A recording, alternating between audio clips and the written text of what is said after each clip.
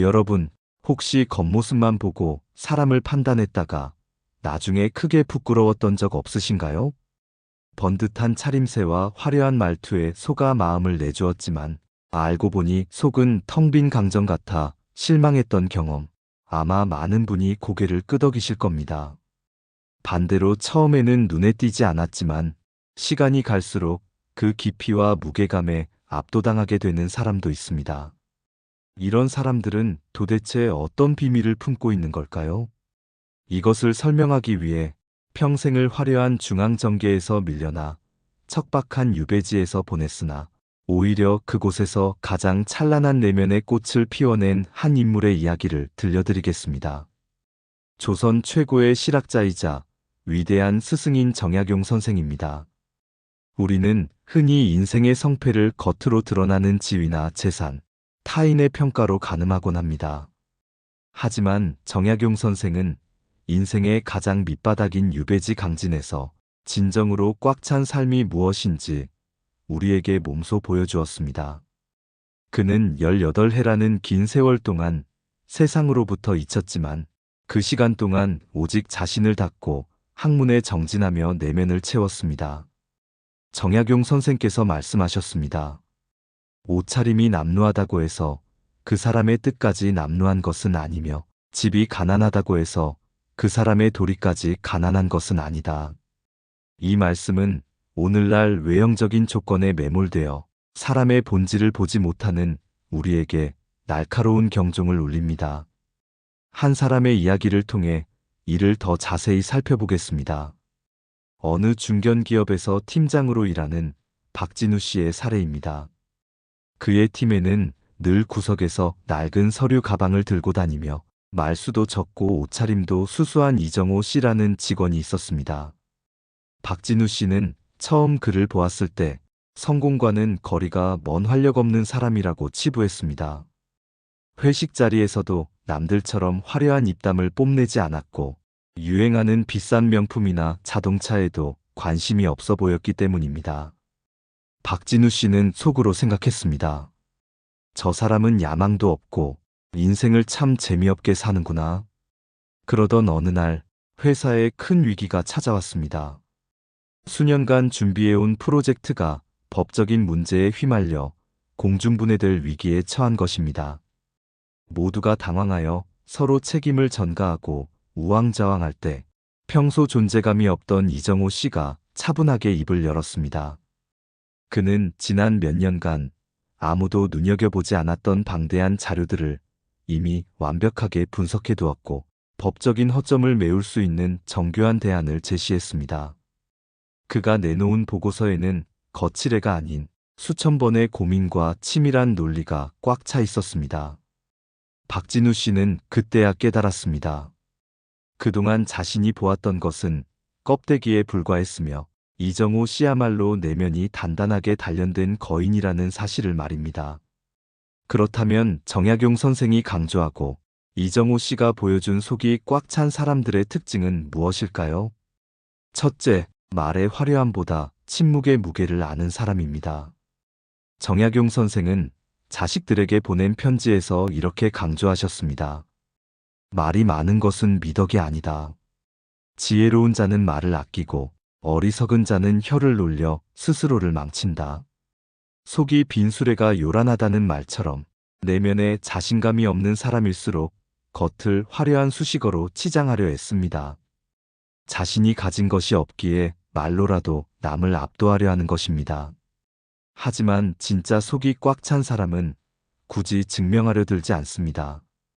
그들은 타인의 말을 경청하며 꼭 필요한 순간에만 뼈가 있는 한마디를 던집니다.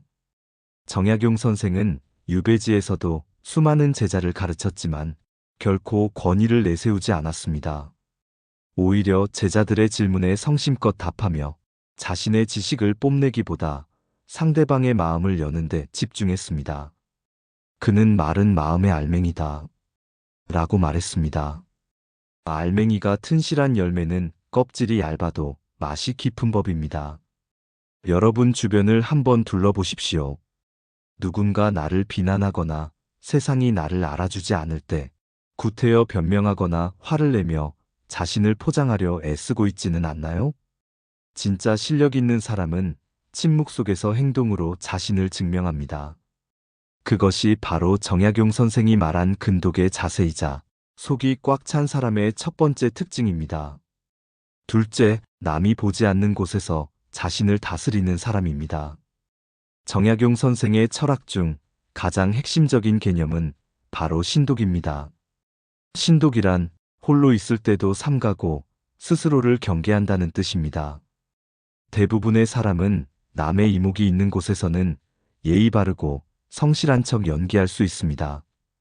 좋은 옷을 입고 품격 있는 장소에서 고상한 척하는 것은 어렵지 않습니다.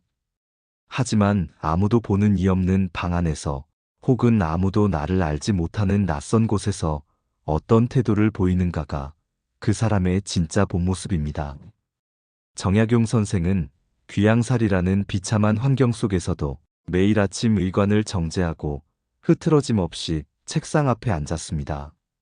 그는 누가 보든 보지 않든 자신이 정한 원칙을 단 한 번도 어기지 않았습니다.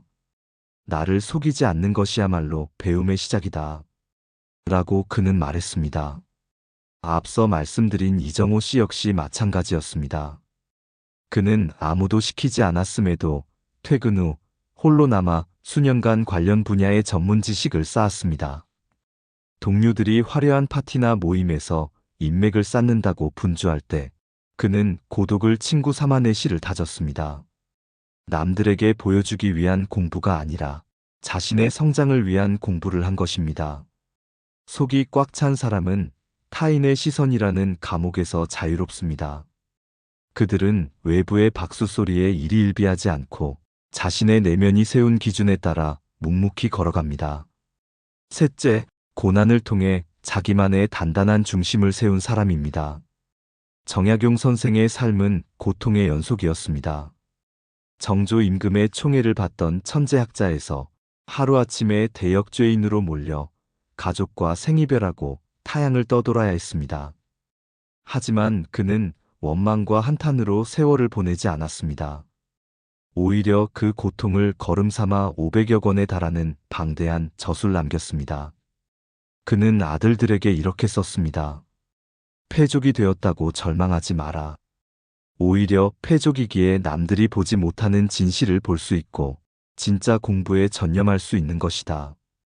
이 얼마나 위대한 통찰입니까? 볼품없는 겉모습 뒤에 숨겨진 그 단단한 속은 대개 시련이라는 용광로를 거치며 만들어집니다. 고생 한번 해보지 않고 온실 속 화초처럼 자란 사람은 겉은 화려할지 몰라도 작은 바람에도 쉽게 흔들립니다. 하지만 인생의 쓴맛을 보고 실패의 구렁텅이에서 스스로 기어 올라온 사람은 쉽게 무너지지 않습니다. 그들은 타인의 아픔에 진심으로 공감할 줄 알며 어떤 위기가 닥쳐도 평정심을 유지합니다. 이것은 단순히 지식이 많다고 해서 생기는 능력이 아닙니다. 삶의 밑바닥에서 길어올린 삶의 지혜이자 영혼의 근육입니다. 여러분, 우리는 지금 너무나 화려한 시대에 살고 있습니다. 매일같이 타인의 화려한 일상이 눈앞에 펼쳐지고 무엇을 입고 무엇을 타는지가 그 사람의 가치처럼 여겨지는 세상입니다. 그래서 우리는 자꾸만 겉모습을 치장하는데 에너지를 쏟습니다. 하지만 정약용 선생은 우리에게 묻습니다. 그대의 방에 가득 찬 책들 중에 그대의 영혼을 채운 문장은 몇 줄이나 되는가? 그대가 입고 있는 비단옷보다 그대의 마음속에 품은 뜻이 더 고귀한가? 이 질문 앞에 당당할 수 있는 사람이 바로 속이 꽉 찬 사람입니다. 이제 우리는 어떻게 살아야 할까요? 첫째, 보여주기 위한 삶에서 나를 채우는 삶으로 방향을 틀어야 합니다. 소셜미디어에 올릴 사진 한 장을 위해 맛집을 찾아다니기보다 내 마음의 허기를 채워줄 깊이 있는 책 한 권을 읽으십시오. 남들에게 인정받기 위해 내뱉는 화려한 말 대신 자신과의 대화를 통해 내면의 소리에 귀를 기울여야 합니다. 정약용 선생은 유배지에서 비가 오나 눈이 오나 기록하고 사유했습니다. 그것은 누구에게 보이기 위함이 아니라 자신의 존재 이유를 증명하기 위한 치열한 몸부림이었습니다. 우리 역시 하루에 단 10분이라도 온전히 자신을 직면하는 시간을 가져야 합니다. 둘째, 사람을 대할 때 껍데기가 아닌 중심을 보는 눈을 길러야 합니다. 상대방이 어떤 차를 타는지, 어떤 직장에 다니는지를 묻기 전에 그가 세상을 바라보는 관점이 어떠한지, 약자를 대하는 태도가 어떠한지를 살피십시오. 진짜 귀한 인연은 화려한 곳이 아니라 평범하고 소박한 곳에 숨어 있습니다. 정약용 선생은 시골의 아전이나 가난한 농부들에게서도 배울 점을 찾았습니다. 그는 그들의 투박한 말투 속에 담긴 진실함과 거친 손마디에 담긴 삶의 경건함을 읽어낼 줄 아는 분이었습니다. 우리도 그런 안목을 가질 때 비로소 내 주변을 속이 꽉 찬 사람들로 채울 수 있습니다. 셋째, 고독을 두려워하지 말고 성장의 기회로 삼아야 합니다. 속이 꽉 찬 사람들은 혼자 있는 시간을 잘 활용합니다. 군중 속에서 휩쓸려 다닐 때는 나 자신의 본 모습을 보기 어렵습니다. 홀로 있는 고요한 시간에야 비로소 내 안의 불순물들이 가라앉고 맑은 본성이 드러납니다. 정약용 선생은 고독은 하늘이 준 선물이다 라고 했습니다. 만약 그에게 유배라는 고독의 시간이 없었다면 오늘날 우리가 아는 위대한 정약용은 존재하지 않았을지도 모릅니다. 외로움을 느낄 때 그것을 회피하기 위해 사람들을 찾아 나서기보다 그 외로움의 무게를 견디며 내면의 근육을 키워보십시오.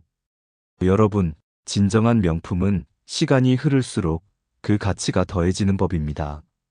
사람도 마찬가지입니다. 겉만 화려한 사람은 시간이 지나면 미천이 드러나고 지루해지지만 속이 꽉 찬 사람은 만날 때마다 새로운 향기가 납니다. 정약용 선생은 유배에서 풀려나 고향인 마제로 돌아온 뒤에도 자신을 뽐내지 않고 묵묵히 학문을 정리하며 여생을 보냈습니다. 그의 삶은 마치 오래된 나무와 같았습니다. 겉껍질은 거칠고 투박하며 볼품없을지 몰라도 그 뿌리는 땅속 깊이 뻗어 있으며 가지마다 풍성한 열매를 맺고 있었습니다. 오늘 돌아가는 길에 거울 속의 자신을 한번 가만히 들여다보십시오. 나는 지금 나의 껍데기를 가꾸는데 급급해하고 있나요? 아니면 나의 알맹이를 채우는데 정성을 다하고 있나요? 혹시 주변의 수수한 사람을 무시하거나 자신의 초라한 처지를 비관하고 있지는 않나요? 정약용 선생의 가르침을 기억하십시오. 사람의 가치는 그가 처한 상황이 아니라 그 상황을 대하는 그의 태도에서 결정된다. 비록 지금 나의 겉모습이 남들보다 초라해 보일지라도 내면의 원칙을 지키고 끊임없이 자신을 닦아나간다면 여러분은 이미 세상에서 가장 부유하고 꽉 찬 사람입니다. 우리는 모두 각자의 유배지를 살아갑니다. 그것은 경제적인 어려움일 수도 있고 지독한 외로움일 수도 있으며 노후에 대한 불안함일 수도 있습니다. 하지만 그 유배지는 동시에 우리가 속을 채울 수 있는 최고의 수행처이기도 합니다. 정약용 선생이 강진의 작은 다산초당에서 조선의 미래를 설계했듯이 여러분도 지금의 어려움 속에서 더 단단한 내면의 성을 쌓으시길 바랍니다. 화려한 포장지는 결국 쓰레기통으로 향하지만 그 안에 담긴 진심 어린 선물은 평생 사람의 마음 속에 남습니다. 여러분 자신이 누군가에게 그런 선물이 되길 바랍니다. 말을 아껴 신뢰를 쌓고 홀로 있을 때 자신을 다스려 품격을 높이며 시련 앞에서도 당당히 중심을 잡는 삶. 그것이 바로 정약용 선생이 우리에게 전하는 시대를 초월한 지혜의 핵심입니다. 사람들이 여러분의 겉모습만 보고 판단한다 해도 속상해하지 마십시오.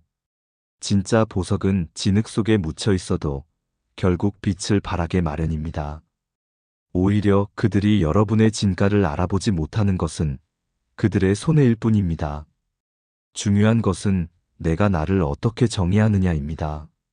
내 마음이 맑으면 세상이 맑고 내 마음이 풍요로우면 세상이 풍요롭다. 는 선생의 말씀을 가슴에 새기십시오. 속이 꽉 찬 사람은 어떤 비바람이 불어도 뿌리째 뽑히지 않습니다. 오히려 그 비바람을 맞으며 더 깊이 뿌리를 내릴 뿐입니다. 이제 여러분의 삶에서 불필요한 거치레를 하나씩 걷어내 보십시오. 남에게 보여주기 위해 억지로 맺고 있는 관계, 나를 과시하기 위해 무리하게 사고 있는 물건들, 내실 없는 화려한 말잔치들을 내려놓을 때 비로소 여러분의 진짜 자아가 숨을 쉬기 시작할 것입니다. 정약용 선생이 유배지에서 얻은 가장 큰 깨달음은 결국 인간의 행복은 외부의 조건이 아니라 내부의 평온에서 온다는 사실이었습니다. 그 평온은 오직 스스로를 채우는 노력을 멈추지 않는 자에게만 허락되는 특권입니다. 여러분, 인생의 후반전으로 갈수록 겉모습은 자연스럽게 시들어갑니다.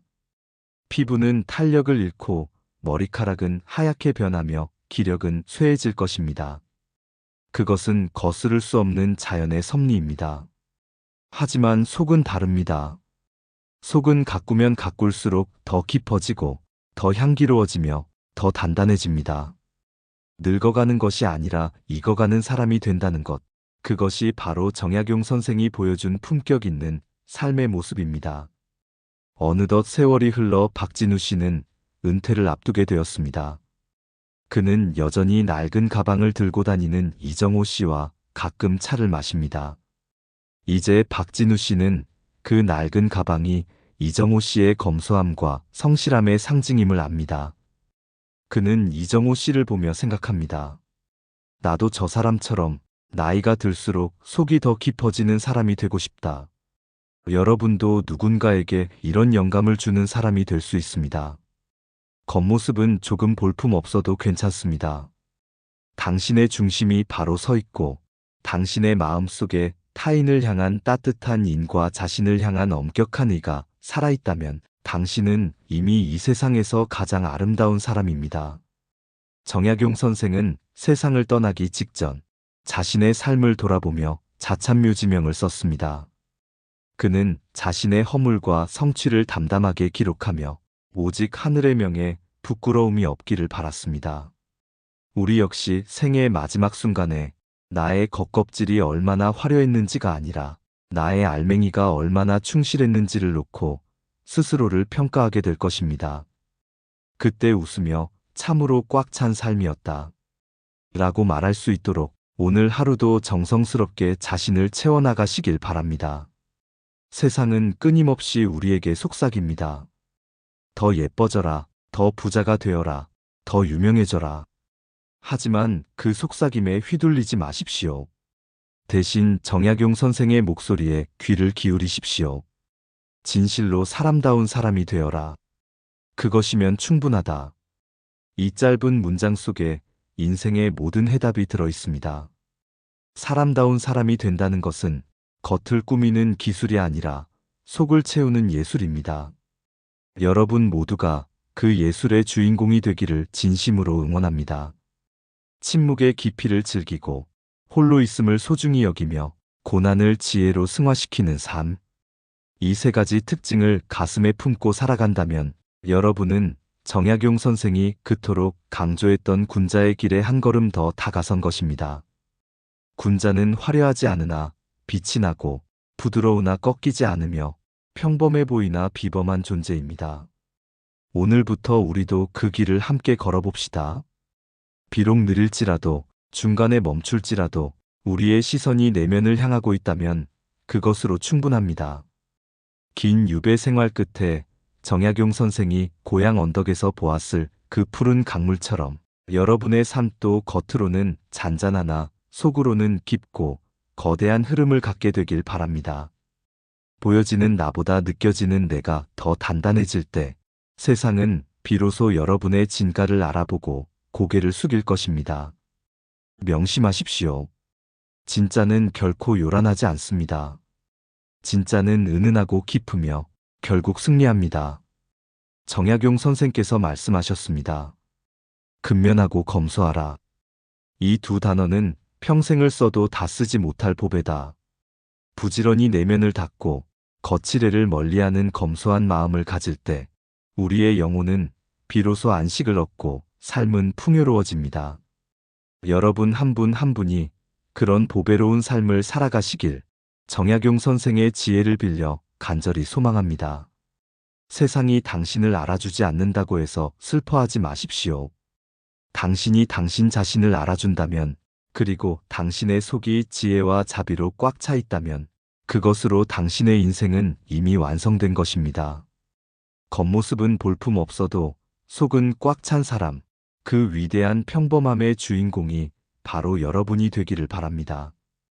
정약용 선생이 유배지에서 보낸 그 수많은 밤, 홀로 등불을 밝히며 써내려갔던 그 마음의 문장들이 오늘 고단한 하루를 보낸 여러분의 마음에도 따뜻한 등불이 되기를 바랍니다. 지혜는 멀리 있지 않습니다.